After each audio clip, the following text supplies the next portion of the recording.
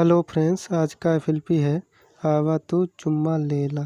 प्रमोद प्रेमी का सॉन्ग है, काफ़ी अच्छा सॉन्ग है और इसे मिक्स किया झंझन बेस पे मिक्स किया है मलाई म्यूजिक की स्टाइल में और काफ़ी अच्छा सॉन्ग है। और आप जो देख रहे हैं ऊपर ये वाला, तो इस पे सॉन्ग पे इफ़ेक्ट लगा दिया जिससे कॉपीराइट क्लेम ना आए और सॉन्ग काफ़ी अच्छा मिक्स हुआ है।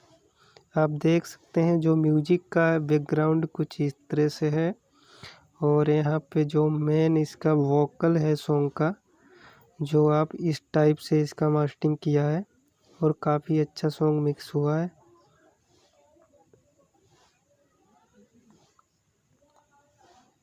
सो गाइस, इसमें पासवर्ड लगा है तो वीडियो को आप फुल वॉच करेंगे और आपको पासवर्ड मिल जाएगा।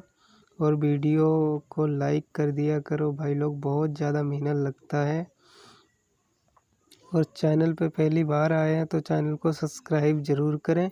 और 400 के करीब हैं आप लोग, 3 से 4 सब्सक्राइबर कर सकते हैं अपने तरफ से। सो गाइस, वीडियो करेंगे स्टार्ट।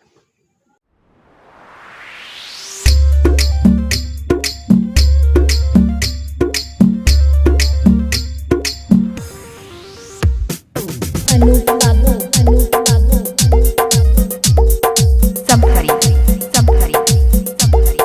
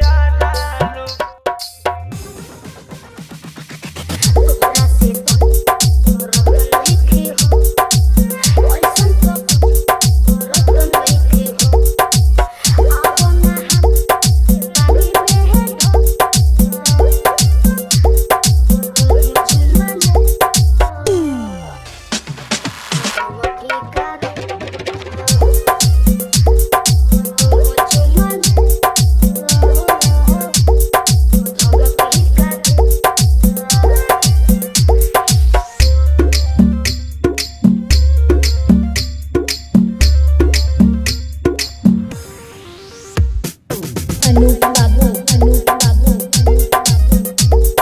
संभरी संभरी संभरी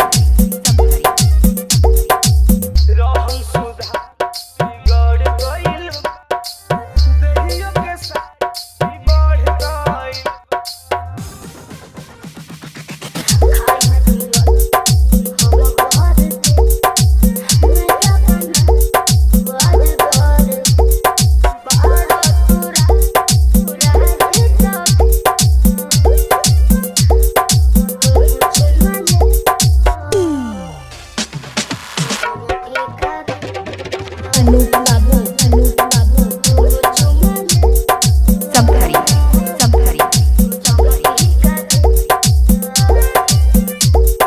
संभरी संभरी संभरी संभरी संभरी संभरी संभरी संभरी।